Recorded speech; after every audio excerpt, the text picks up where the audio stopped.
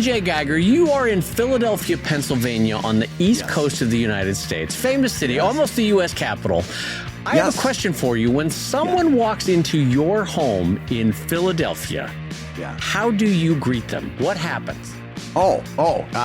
First, I ask them if they've got a warrant.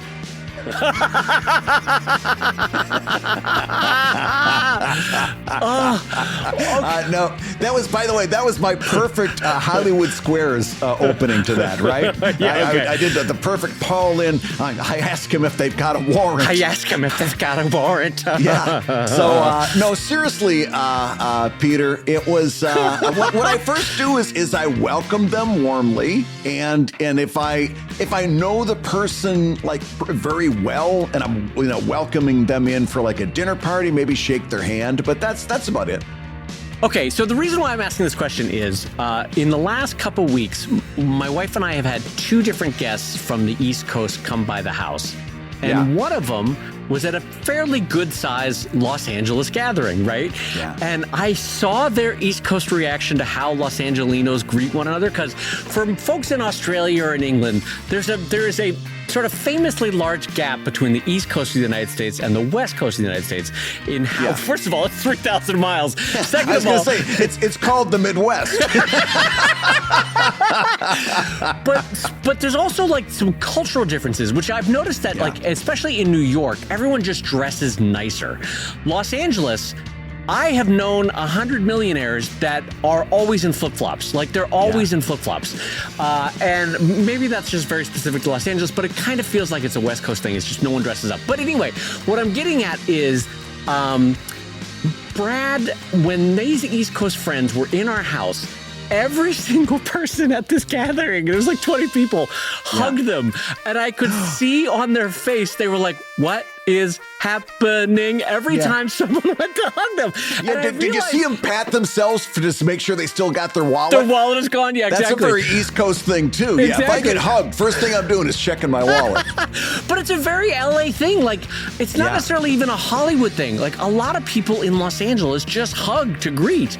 And I don't think it's super foreign to, like, Portland or Seattle. Maybe Seattle it is, but Portland feels like it's a very huggy city. San Francisco, I know, is a very huggy city from when I visited. So, like, can you imagine Philadelphians hugging one another when they greet each other? No, I cannot imagine this at all. In fact, I'm trying to think of the number of people that have come into my house that I've hugged, and I think it was when my parents came. One of the 3 visits they made to Philadelphia, maybe I hugged them, but like even my in-laws, I just bring them. You know where everything is. Sit down, and make yourself comfortable. We're not a huggy coast. We're not a huggy coast. But you're saying that it is a de rigueur. In other words, it's expected that if somebody's coming into your house, especially for the first time, that you hug them. And my question for you is, how awkward is it to be a pizza delivery guy? The tips are amazing. Believe me, I've seen a couple of those movies, as a matter of fact, and they were made over there in the Silicon Valley, I believe. I mean, listen, exactly. A lot of people think it's just a hug on the West Coast. For pizza, it's a full smooch. Well, listen, you do have good pizza over there. I can vouch for that. And I say, I'm going to tell you all that with a hug and a special smooch for you, I'm going to say hello, everybody, and welcome to a very special Comic Lab, the show about making comics. And making a decision to wear shoes on the East Coast. And making a living from comics. You know, it is weather dependent, though. Like, if we were as cold as you were. Well, not only that, you wear flip-flops around on the East Coast. You're going to step into something. You're going to step into a puddle of something, and you're lucky if it's rainwater. I'm Brad Geiger, the editor of webcomics.com and the creator of Evil Inc. And I'm his friend Dave Kellett, cartoonist of Drive and Sheldon and co-director of the documentary Stripped. And this week's Hour of Comics Advice is made possible by your support at patreon.com/comiclab. So Dave, let's talk comics. Let's talk comics, my friend. And I'm realizing that I said 100 millionaire. I don't know that the person that I knew that dressed like that was 100 million. He was well into the tens of millions. But regardless, It's weird, Los Angeles. Like the richer somebody is, the more they dress like they've just rolled out of a tent. Like it's an odd thing. Like in New York, somebody is a millionaire because they dress to the nines. They look great. Yeah. In Los Angeles, it's the exact opposite. They've got 10-year-old surfing shorts and a raggedy T-shirt and flip flops, and it's like, geez, Louise. That's almost an aggressive. Wearing flip flops around to me is almost aggressive. Like you aggressively need me to see your toes, and I don't want any of that. I think you should have footwear. I think footwear is something that, as a society, Dave, we should expect from one another. And I don't need to see your toes. Now, okay, that you say that, but you've been to Hawaii. And so, like you get off the plane in Hawaii and it's infinitely warm and nobody's wearing pants and everybody's seeing everybody's feet. It's just a cultural thing. Like it's always warm in LA. There's a difference between wearing sandals that cover up your toes like an adult and flip-flops like you wear to the shower. And if you're leaving the house, you should have the former, not the latter. So especially if you've got those hairs coming out of your toe knuckles, you got to cover that shit up. Nobody wants to see that. Oh God. Nobody wants to see your toe knuckle hair. Can I just say, don't ever use the phrase toe knuckle again. That is not a phrase I want to hear. Oh my God, why does that sound so? I'm gonna get tasted by a toe knuckle. That's such a weird phrase. Oh, I do not like that. Oh God.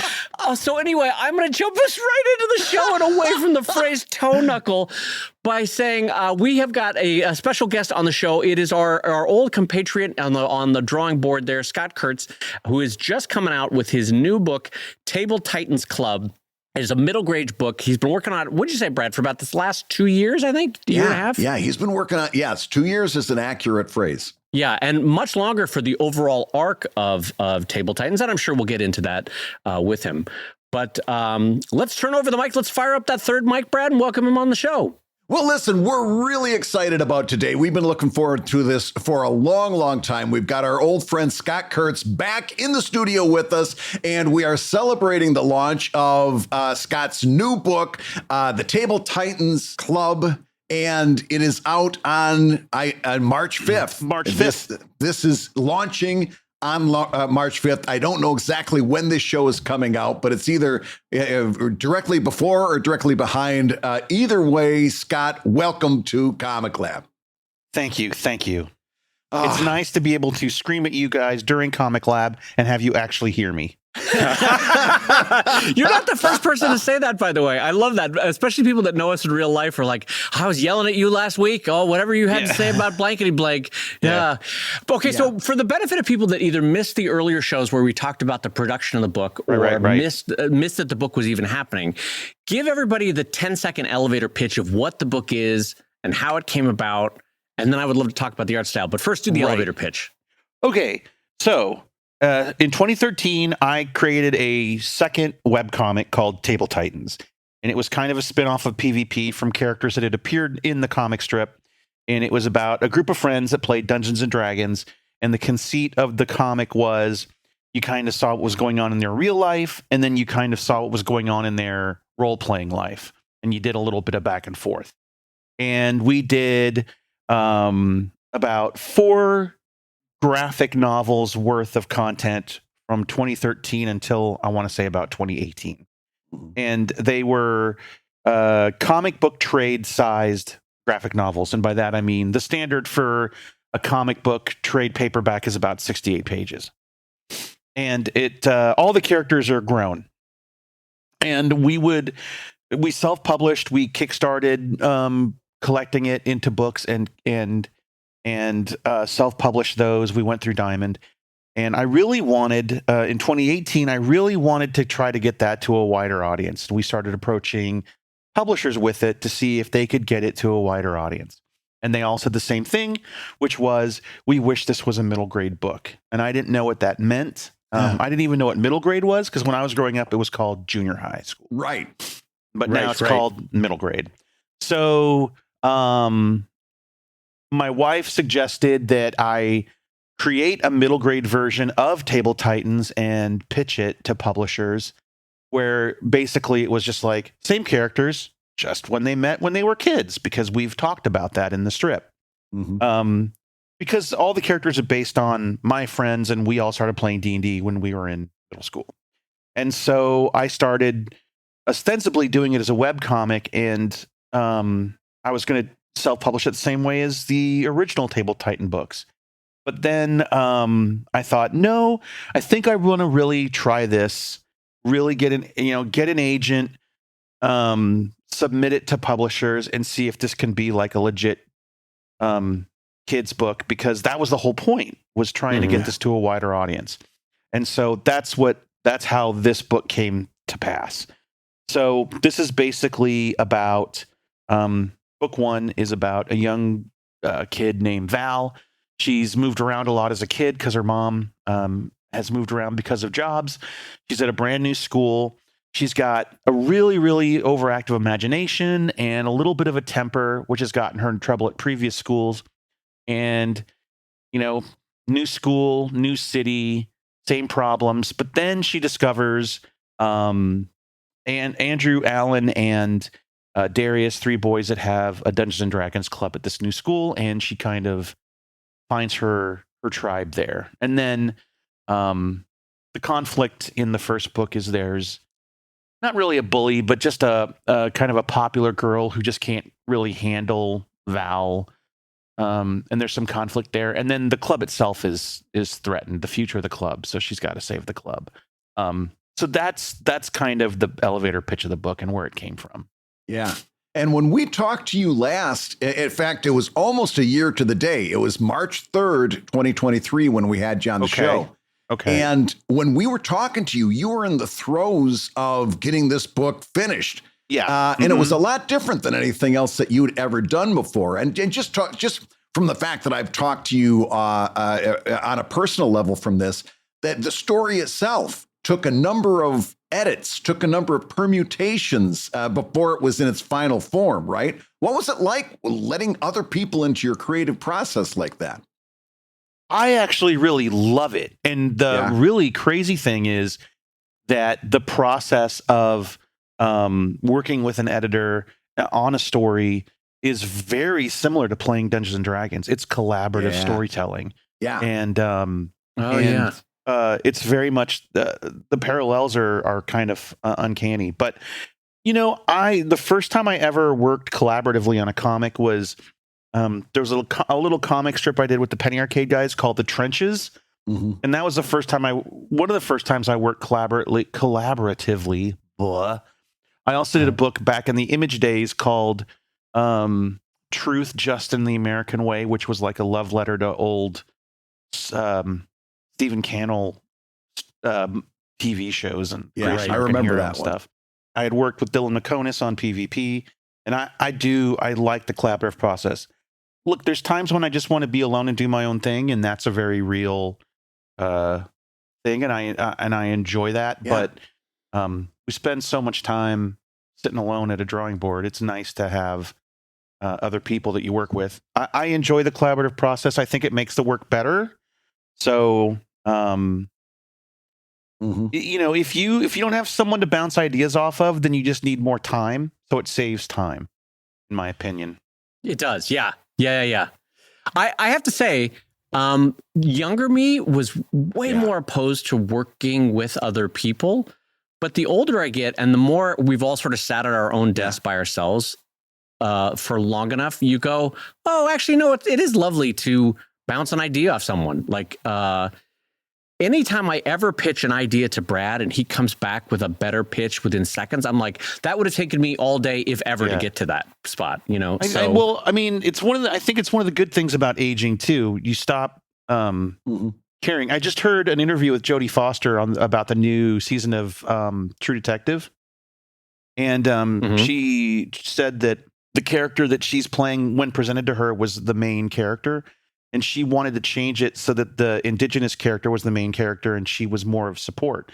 And the person interviewing her said, that's not common in Hollywood. And she goes, well, when you hit 60, you stop caring so much. And something chemically happens, and there's satisfaction in it not being your time anymore, it being someone else's time. Yeah. But also, don't you feel like, Scott, like you've proven yourself to yourself in the sense that like, you can do it by yourself. And now it's kind of fun to be like, I'd like to open this process up. Yeah, I think so. I think it's that whole chip on your shoulder when you're young to prove it to whoever, others or yourself. And I don't have to, I don't feel like I need to do that now. That's true. Well, tell me the nitty gritty about working with an editor for you, because I know it's different for everybody's process and everybody's editor. They all different.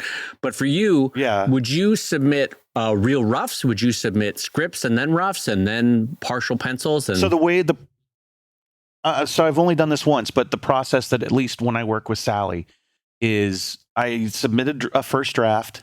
Well, first I submit an outline, and then she sends back notes on the outline. And then says, I don't need to see another outline. Just go ahead with the first draft and make the changes in that. And then I do a whole first draft of the script. I get notes back from her and one of her assistants sometimes. And then there's usually maybe one draft rewrite. On the first book, we did kind of 1.5 drafts, I want to say. And then, once it's where she likes it, she'll send some final notes and say, I don't need a new draft. Just change it when you sketch it. And then I do, they call it sketches, I guess, in the comic book world, it would be called pencils, but they don't have to be super, super tight pencils. And then after that, you just turn in final art.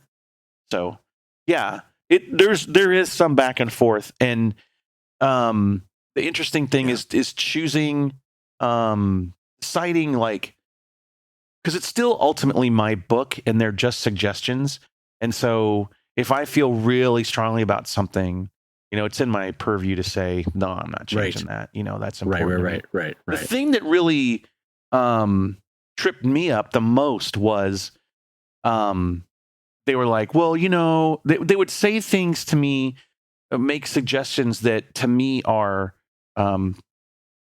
I understand what it means because it's a tenet of cartooning, right? So like if a word bubble's going off panel and it's not pointing at anyone, there's a context clue from the next panel about who said it. And so when they're like, well, who's saying this? Where does this who's, it's not clear who's saying this. And I'm like, I said to Angie, I can't come back and explain this to them. And Angie's like, why not? And I'm like, because now I'm mansplaining. Now it's like, kitten, let me explain cartooning to you. See, when a bubble goes off, like, I don't want it to come off that way. Right. And then like, the other thing was, well, why is it that way? Because Mort Walker decided that in the 50s, like. And also, is your middle grade reader going to be entrenched enough in comics lexicon to even know that? Yeah, are they savvy enough? Yeah, right. Yeah. So it made me kind of stop and think. Well, why is it this way, right? Like, why does 3 lines mean something stinky is stinky, right? So it's all context. And so, to Brad's point, though, for some readers, you might actually be teaching them the art of reading comics, which is an interesting thing that you haven't had to deal with before, really. Yeah. So anyway, unless it's just a big hill I'm willing to die on, I defer to them. They know this audience better than me. They know the teachers and the librarians and the kids better than me. They have a bunch of books under their belt in this audience, and I don't. So but still, see, but what you're describing there is trust, right? I trust that they know what they're doing. I trust that they've got this. And I got to tell you, that would come real difficult to me. I don't know how trusting I am. You're putting your career into those people's hands, and that takes a certain amount of trust. Well, it's just it's like when I hired Corey to be my business guy. I said to Angie, like, at some point when you take on someone in a role like that, you have a decision to make, and the decision is going to be, I know 100% what I want done, and I'm hiring you to execute it. I will tell you what to do. Or it's, I don't know what to do, and I'm hiring you because I don't know what to do, and I think you do, and I'm just going to trust you. And either you can mitigate your risk, but either you're doing that or you're not. And so right. Well, I started this process because I wanted to try something new. It's new to me. I'm learning as I go. I can try to mitigate my risk, but at some point, that's the whole point of the process, is to trust them. So yeah. I don't know. You're in a brand new process. You're getting through, and the other thing that's was a little bit new, or something that was I know caused a lot of stress, was the deadlines. Because you had a certain number of deadlines that you had to hit all the way through this process. A certain thing had to be done here. A certain thing had to be done there. And I missed all of them. Talk about that stress. Talk about dogging that out. Because that was a big part of this process. Well, yeah, it was. I mean, so the biggest learning curve for me is 25 years of doing it as making it up as you go. Yeah. Right. You even when you're writing comic strips ahead and you're writing a storyline, you guys know you write it. You kind of mostly write it ahead. You write enough ahead. You go, yeah, I know how to. I'll wink. Yeah, I wrote ahead. I'll wink, get there. Yeah. I'll get there. Yeah. I'll figure it out. It'll change as we go, but I'll figure it out as I go. You're right, though. We're very much laying down train track, like as we're driving the train. Yes. And that you just don't do that with this. When you put together your pitch packet for your agent to submit to publishers, you don't really have to write a full script. It was my agent that said, finish the script before we pitch it. Right. And I'm glad he did. But they also, publishing moves really slow. They spend a year when your book's finished before it comes out. Right. They spend a year with it.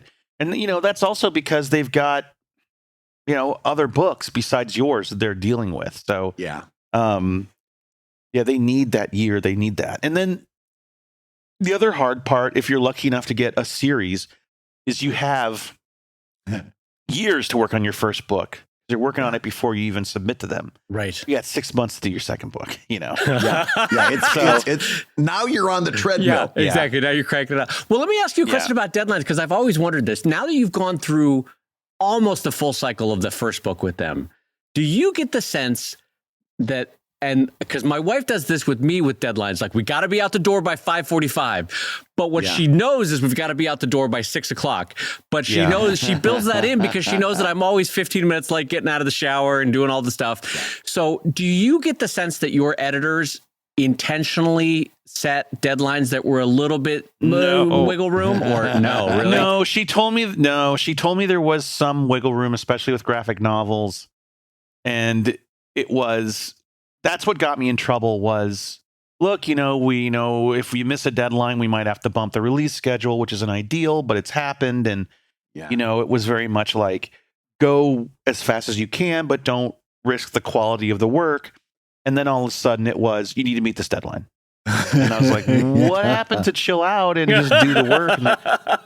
And they were like, well, we pitched it internally, and marketing and promotions is very excited about the book. So we do not want to miss our window, because if we do and push it to the next cycle, who knows what other books will be in the pipeline at that point, and maybe they're excited about someone else's book and not yours. Right. And when marketing and promotion is excited about your book, you don't pass that up. So get it done.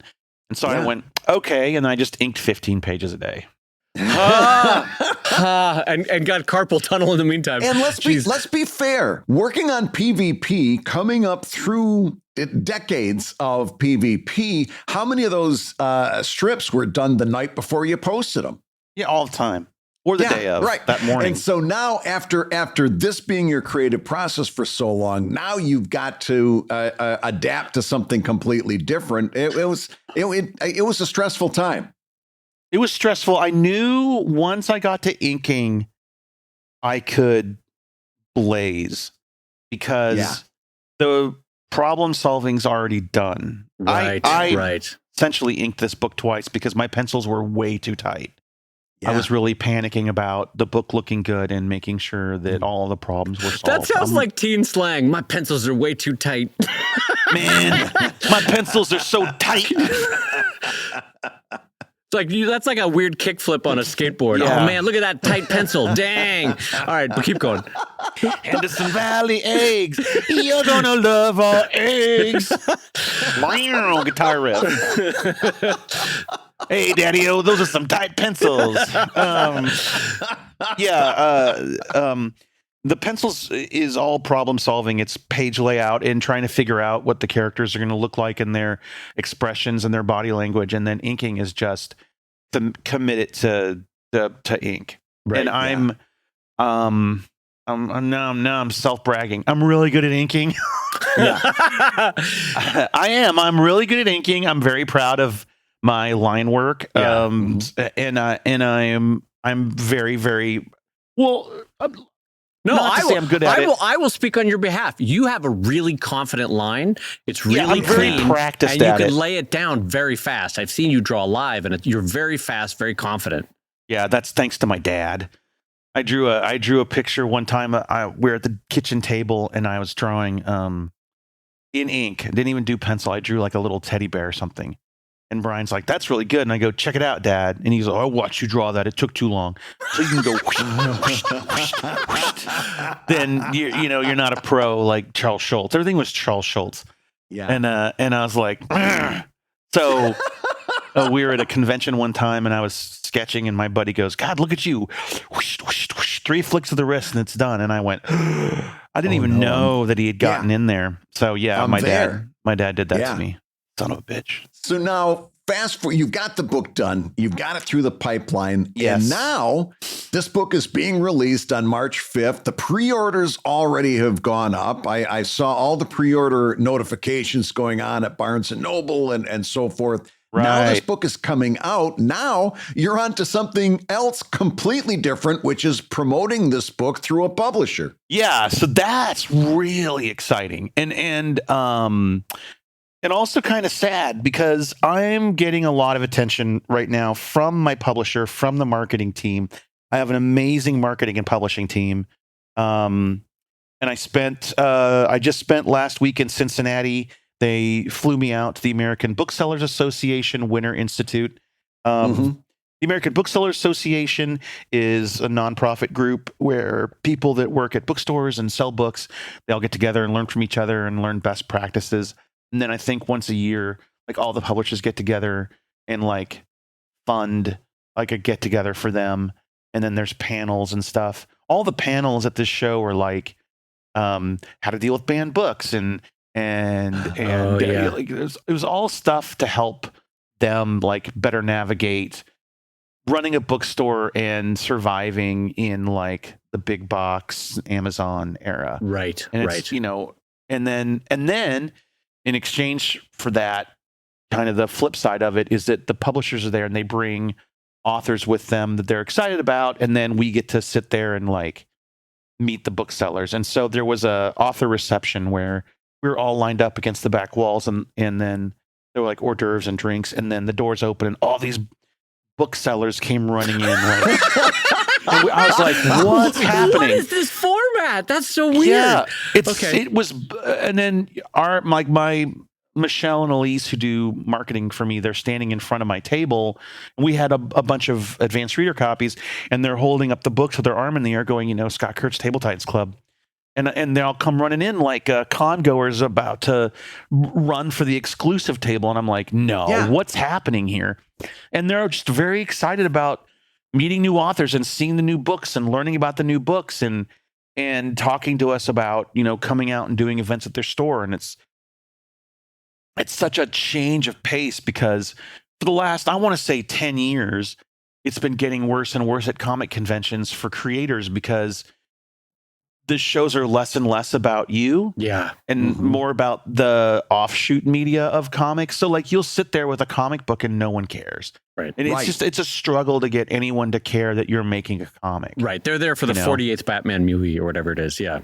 Yeah, they're there for Hall H, or they're just there for the fun of the con. It's bright, it's colorful, there's prints, there's merch. I mean, it's not like our booth wasn't frequented. Some kid would come up, they'd buy a plush, and they'd buy a poster and a t-shirt, and then Corey would be like, "Hey, do you want Scott to sign it?" And they're like, "Huh?" And, well, this is the guy that draws it. Okay. Well, he created that. okay, can I have my change, please? This is very awkward, and I'd like to go. Like, they don't care. Right. Meanwhile, at the ABA, they're saying congratulations. They're like, hey, congratulations. We're really excited about your book. Yeah. So here's this just popped into my head. Recently, I was updating the Webcomics Weekly files on webcomics.com.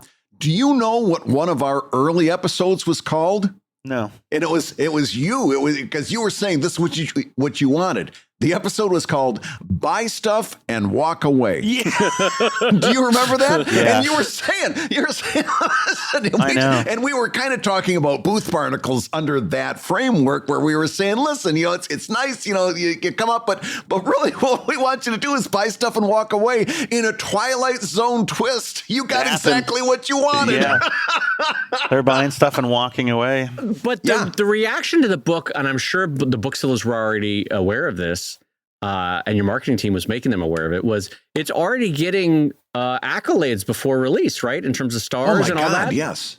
Yeah. So my agent, Timmy, told me there's like 4 pillars of like book reviews. There's like Kirkus, which is really brutal. Like, Kirkus reviews are really, like, if you get a good Kirkus review, it's kind of like a kick in the crotch. Yeah. And then there's good pull quotes. That's what he said. Yeah.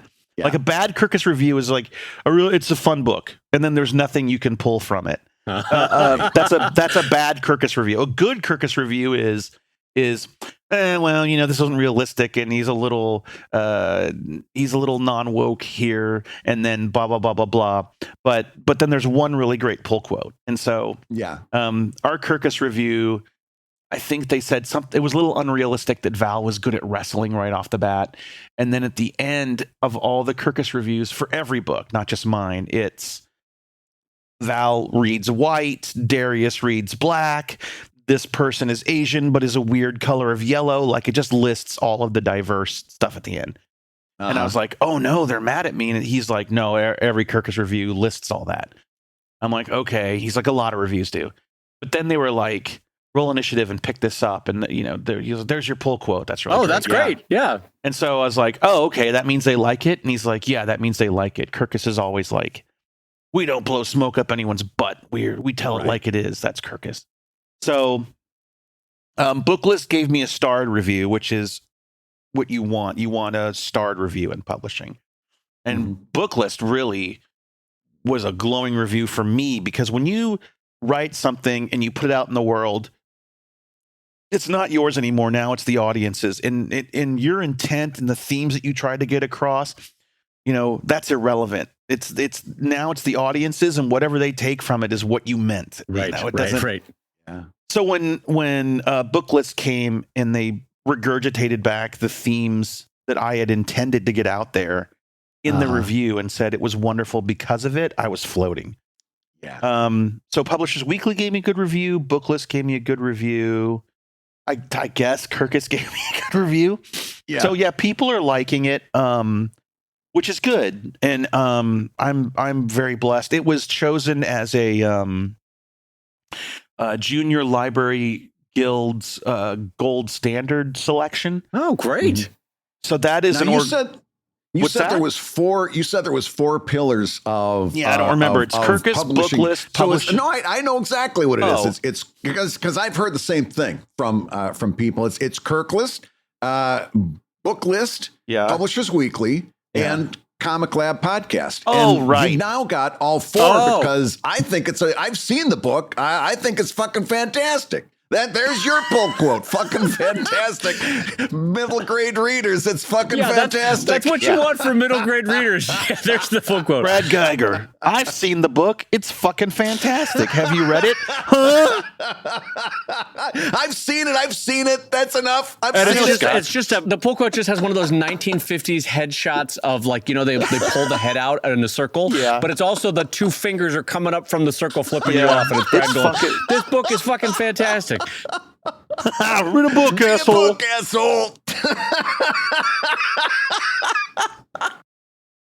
Hey, if you're listening while you work, take a minute to stand and stretch. And while you're doing that, we're going to tell you why you should join us on Patreon. When you do, you're going to get hours and hours of podcasts that we've recorded just for backers. And exclusive Patreon posts that go even deeper on Comic Lab topics. And access to our exclusive Discord server, which is a thriving community of professional cartoonists. So you can support the show you love and get tons of actionable resources for your own cartooning. And listen, if you can't swing a pledge this month, we get it. No worries. Yeah, listen, you can still support the show by rating us wherever you get your podcasts. Just leave a 5-star review and a few kind words. That, along with mentions on social media, is incredibly helpful. Now, everybody, let's talk comics. Hey everybody, Brad Geiger here, and I just wanted to let you know about the new Kickstarter I just announced at newevilbook.com. I'm kickstarting 2 books at the same time, and I'd love for you to check them out. The first is a Safe for Work collection of all of the Evil Inc. stories from 2018 to 2020. It's 120 glossy pages of super villainous fun. The second book is not safe for work. It takes the first book and adds more than 30 pages of corresponding storylines from Evil Inc. After Dark. You can get whichever one suits you best, or even both. You know, one for show, one for whoa. All of this plus digital extras, artist editions, digital commissions, and even a rare opportunity to get some inked original art. It's all at newevilbook.com. So when you were doing this book, and maybe you don't see this and maybe you do, but for me, looking from the outside in, you very wisely adjusted your style a little bit, like to direct it towards this age group and this style of book. Mm-hmm. And maybe this is jumping gears, but talk a bit about how you approached physically drawing this book and how you the characters and all that sort of stuff. I wanted it to feel like a show on the Cartoon Network that was adapted into a comic. Oh, interesting. I wanted it to feel like this started off as a show somewhere, and then Boom Studios is paying some poor kid $2 a page to do it. A 21-year-old $2 a page, yeah. No, Boom should pay more. Everyone should pay more. But so I kind of gave them that Cal Arts style bean shape. What do they call it? The bean shape head, like Steven Universe and Gravity Falls, that kind of thing. Yeah. I put Gravity Falls. Yeah. I put a little bit of that in it. And then when Hammaker and I sat down to come up with a color palette, it was like real bright colors and real simple shading, so it would look like an animated show. I try to keep the designs that way too. When you design for animation, you have to keep things more simple because you're doing it for thousands and thousands of frames. Right. You got to keep your details. There's an economy of line to animate. But it also helps when you're inking 15 pages a day. So that's good. Yeah. No.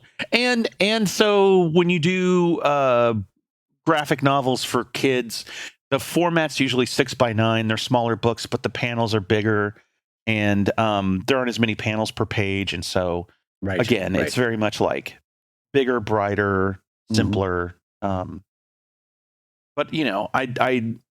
I wanted it to be inviting, and I wanted it to be clean and on model. So that was all in there. And now after Cincinnati, you've got a whole slate of promotional appearances that you've got planned out for you, right? Yeah. So I'm doing a panel at Emerald City Con at the end of this month, and then end of March. March 5th we do the launch party. Oh, fun! Where's that? There's a really nice bookstore in Redmond, Washington here called Brick and Mortar Books that I actually got turned on to because Kazu used to do all kinds of things at Brick and Mortar. So Kazu was constantly talking about Brick and Mortar, and he was local at the time. So I was like, I'll have to check that store out. And it's just a gorgeous store. And so I asked them if they wanted to do an event. And they're like, of course. So we're doing that. And then on the 5th, then at the end of March, I go to Portland. I think I'm doing definitely doing a signing at Words and Pictures, or Words with Pictures, which is a cool comic book shop out there.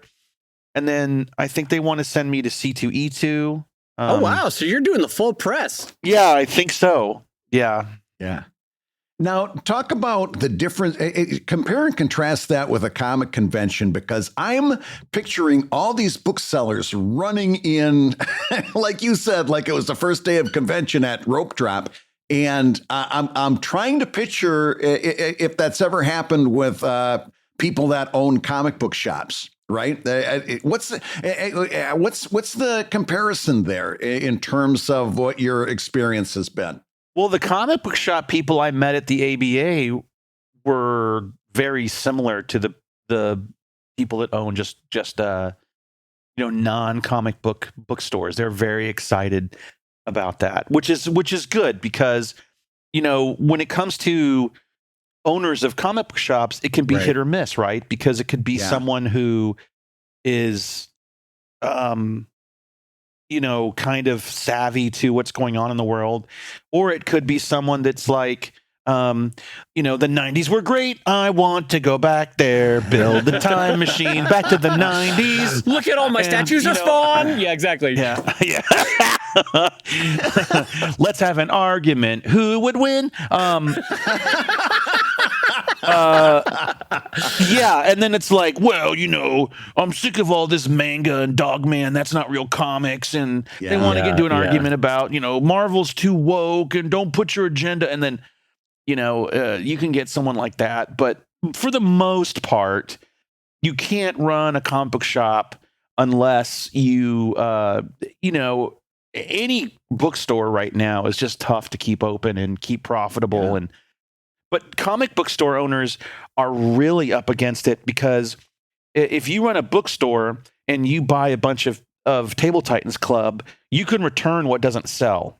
Right. A comic book shop cannot do that. Diamond does not allow that. So you're stuck with what you bought, and you have to be really careful about what you buy. And then they're just trapped in all these old traditions, like having a pull box, where customers can say, well, here are the books I want. And then if those customers don't come and pick them up and never pay the books you pulled, you can't sell them because no one else wanted them. And now who's going to buy issue 3 of a comic?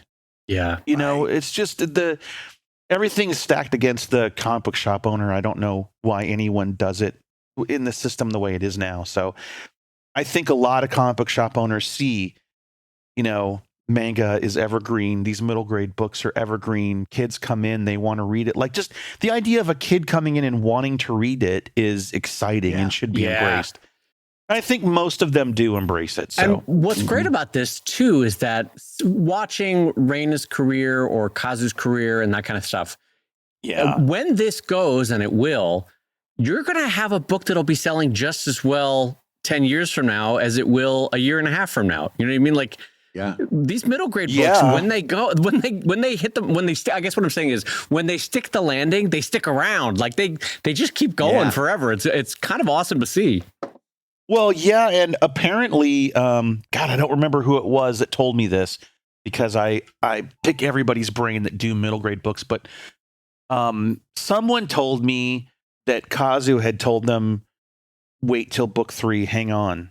Because I guess Amulet didn't do well for the first couple books. Yeah, he told us that too when he was on the show. Yeah. It wasn't until book 3 that things started to take off. So my publisher, Holiday House. Well, and if I could interrupt you, now that Kazu's done with his set and it can be sold as a box set, holy crap, is he going to be rolling in it for a couple of years now? Honestly, I think so. And more power to him for it, by the way, but it's great. Well, he put all the work in and it's paid off. Even my publisher, Holiday House, is one of 3 imprints in one company. And so I met people from Holiday House, Peachtree, Pixel Ink, and Candlewick. They're all kind of under the same umbrella.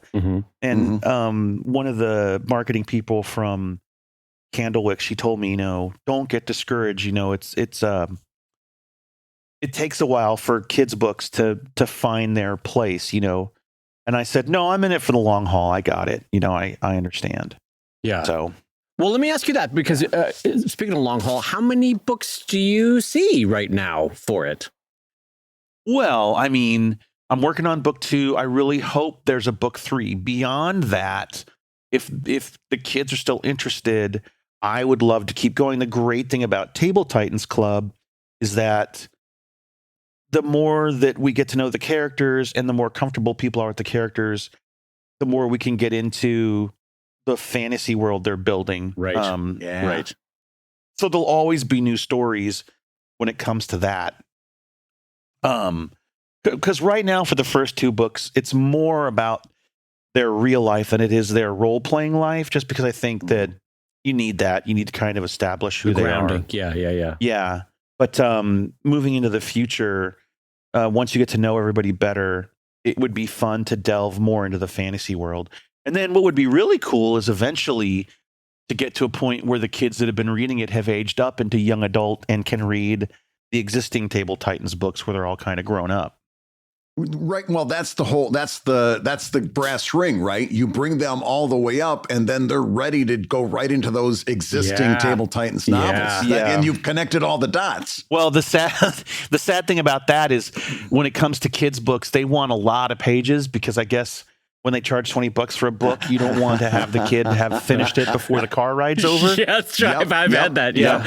Which happens anyway. Yeah. But yeah, those 68-page graphic novels are going to have to be. I think that's one. You cram them all together, you got one middle grade sized book. I don't know. Well, let me jump gears here for a second because I think I will know what Brad's answer is. But you spent a lot of formative years in Dallas. Big metropolitan city, has a lot of money from oil. Then you spent a lot of time in Seattle, big international city, huge cultural influence. I just want to talk to you for one quick second. Just take me through the raw sexual appeal of Cincinnati, Ohio for a second. About how that was for you, what it was like to be there, to be swimming in Cincinnati, Ohio's waters. What was that for you? Well, let me tell you. Let me tell you what I love about Cincinnati. Okay, it's the Midwest, and I love the Midwest. I have 2 friends from the Midwest, Brad Geiger and Steve Hamaker. And nothing pisses me off more than watching these 2 nudniks trip over their own politeness. It drives me up the freaking wall. But when let me give you Cincinnati in a nutshell. Yeah. I got on the plane to fly from Seattle to Cincinnati. Guy sitting next to me lived in Cincinnati. He had been in Seattle because he belonged to a curling team. Oh, no. You know what this means, by the way? Someone from Cincinnati on your flight, your whole flight was small talk, wasn't it? Really polite, wonderful small talk. Well, he slept. He fell asleep, but when he would wake up, he'd look at me and then we'd smile because we both knew he was going to talk. And then I would say, he would wake up and look at me and we'd both smile and I go, so do you throw the rock or do you broom? And he goes, everyone does both. Like, that's so excited about it. He's like he said it in a way like he said it in the sense of that's what's so damn exciting about curling, Scott. Everybody does both, you know. So, I have this thing I do on airplanes when we land because I'm really good like at DJs when they nail the post where you talk and then you end talking right when the song plays. I can nail the post on when it goes bing, and then everyone jumps up into the aisle. Right. Yeah. And I will always turn to the person next to me and go, and this is what I call the dance. Bing, and then everyone jumps into the middle, right? And so I go, well, here we go. Now it's time to play the game. Who can get off the plane first? Even though the answer is nobody. And this is what I like to call the dance. And it goes bing, and nobody stands up. Everyone just Cincinnati. Everyone's just sitting there.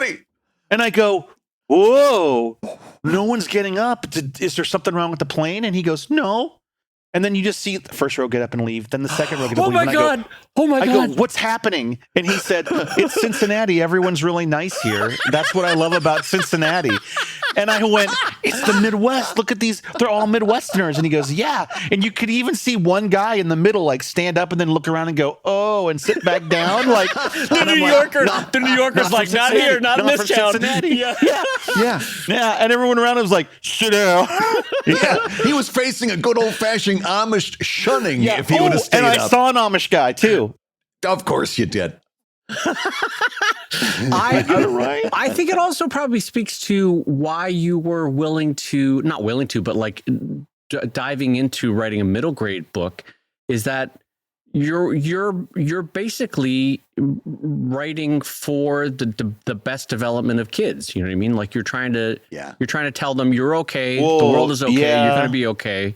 You know, that's a much more supportive cartooning role than like, hey, here's another joke about whatever X-Men, wink wonk, you know, that kind of thing. Yeah. I've always looked down on PvP because it was so pop culture based, and it's like, this ain't Calvin Hobbes. It's not timeless. It's cheating. Just me taking something in pop culture and going, remember Transformers? You know, whatever. But when I'm writing the book, when I write the book and this book, and I put something in it that, like, I'll read it to Angie and I'm like, is that good? And she goes, yeah, you're telling people it's okay to be yourself. And I'm like, is that coming across? And she's like, yeah. And I go, because I really want that to come across. She goes, it comes across. So yeah, that's in there. What's really funny is the only audience that I care about that reads this and likes it, the only audience that's going to sting if they don't like it is my niece, my 10-year-old niece. Like, if she had read it and not liked it, it would have been bad. I would not have been in a good place. And Angie's like, she loves the book. And I go, well, she loves me. I don't know if she loves the book. I know what books she loves. Let's talk about real quick how, speaking of your niece and how getting it in her hands, when people hear this, it will be available, right? It'll be, you can get it on any bookstore. Technically it's available now. You can pre-order it. And if the book isn't out yet, and I don't know when this comes out, but it's probably out by the time you hear this. But yeah, you can pick up the book. It'll be in bookstores. It'll be on shelves. I'm also told it's going to be in Target stores. Oh, that's a big deal. I found that out. That is a big deal. And there's also, because they have a very limited but good book selection. You know what I mean? Like you go to that one row. Yeah. Yeah. The cool thing about Target is all their books are face out. But they're doing some promotion for middle grade books in March. And so that, I think that got us into the store. But yeah, I asked my editor, I said, ooh, we're going to be in Target? I thought that said targeted promotion. And she goes, no, it says Target promotion. And I'm like, oh, like on the website? She goes, no, in the stores. And I said, well, how often does that happen? And she goes, I've never had a book with an in-store Target buy. Wow. I'm like, really? She goes, well, I'm sure it happens at the bigger publishers that the book is buzzworthy, but I've never had it. So yeah, I'm super, super blessed with this book right now. So yeah, go to your Target store and pick it up there. I shouldn't say that. You should pick it up in an indie bookstore, but. And as we're wrapping up this interview, because I know you've got a hard out, I just looked up at bookshop.org, where you can buy it from independent booksellers. It is already available right now. And as a matter of fact, the one I'm looking at here is discounted quite nicely. You can go to bookshop.org, put in Table Titans Club, and get your copy from an independent bookseller. Of course, it's also going to be at Target, Amazon, Barnes & Nobles, wherever fine books are sold. But Scott, I got to tell you, just on a personal note, I'm so happy, so proud. Thanks, guys. Absolutely giddy with delight over seeing what this year is going to bring for you. I love the book. I like it. I don't care about your niece. And I'll kill you. I think it's a fucking delight. And congratulations on being awesome. This is going to be a great year for you. Oh, thank you guys. I hope so. It's exciting to have something to be excited about since my career ended in 2018. It was a good run. And then to go out on. Well, thanks, guys. I got to tell you, I'm having a real hard time over here, guys. Well, I'm in a real bucket of syrup, guys. I really hope this book does well. Oh. So, Table Titans Club, go get it right now. There's both paperback and hardcover available, right? Do I have that right? I do have that right. Oh, yes. Releasing at the same time. And like Brad said, in Target, independent bookstores, or catch him right next to Stephen King, I'm sure, at next year's ALA signing with a heavy Kurtz review saying, what was their phrase that they said? Yeah, it's okay. And that's a glowing Kurtz review. Yeah. Anyway. Read the book that Kurtz described as I guess.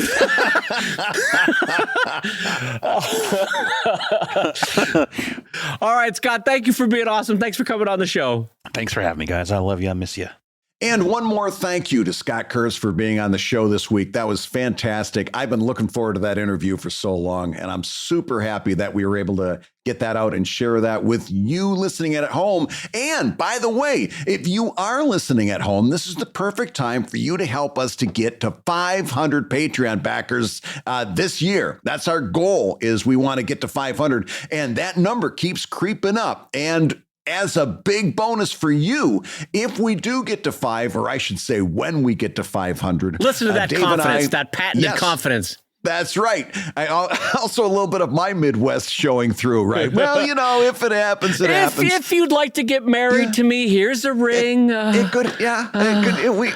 could be something that we do someday at some point. So when you join us on Patreon and get all the benefits, not only pro tips, but joining us over there on the Discord server, where there's always great high level intelligent comics conversation. You're going to get so much out of your pledge, but also if we get to 500, you're going to get Drunk Comic Lab and my personal favorite, Drunker Comic Lab. That's the Drunk Comic Lab that we record right after Drunk Comic Lab. That's right. After we make all of our bad decisions, we usually go on for another hour. And those 2 episodes that we did last year were absolutely gangbusters. We've been hearing no end of great things about it. So we decided we're going to do it again, but we got to get to 500 first. Absolutely. And don't forget, when you join us over on patreon.com/Comic Lab, you're also going to get over 300 episodes of Pro Tips, which is our deep dive episodes. First of all, we do Writer's Room, which is where Brad and I take a joke, craft, hone, refine it, and bring it out into the world, and you see the process in real time. It's our Without a Net podcast. You'll get all the Pro Tips, where we go deep on specific how-tos for working as a professional artist, and more recently, deep dives, where we do one question for 30 minutes and really dive in deep on a topic. And they've been had a huge reaction from folks. So do join us over at patreon.com/Comic Lab. Absolutely. And with that, I just need to tell you that you've been listening to Comic Lab, the show about making comics and making a living from comics. Your hosts have been my friend Brad Geiger, the toe-knuckle editor of webcomics.com and the creator of Evil Inc. at evilcomic.com. And my close personal smooth-knuckled friend, Dave Kellett, the co-director of the comics documentary Stripped and the cartoonist of Sheldon at sheldoncomics.com and Drive at drivecomic.com. You know that's someone's thing. I love me a smooth knuckle. God! It just makes me so uncomfortable. The Comic Lab theme song is used with permission from Andy Creighton at theworldrecord.net, and this episode was edited by Matt Woodard of Woodsong Productions over at www.woodsong.media. If you love Comic Lab, you can rate and review the show on Apple Podcasts or Spotify, and you may hear your review featured on a future episode. And please leave out any mention of Knuckles in your review. To all I ask, I don't want to see the word hairy knuckle or toe knuckle or smooth knuckle. But if your pinky toe is turned in at a 45-degree angle, Dave does want pictures. Oh, God. It's that perfect 45 degrees. What's you that know called what I'm when you talking get about. older people get it, where like the toe is like it's not arthritic, but anyway, I don't know why I'm talking about this. I'm gonna bail out. Why did I take the bait? Damn you, Brad Geiger. Damn you. I'm gonna say Comic Lab is made possible by your support Patreon, I'm gonna need to go wash my mouth out for a while. Patreon.com/comiclab. So we'll go ahead and say that twice. Patreon.com/smooth-knuckle.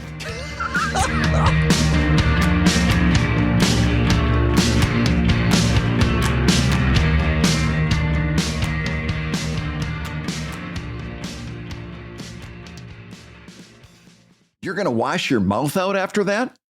Yes. Yes. Oh, boy. Well, there you go. Putting your foot in your mouth. God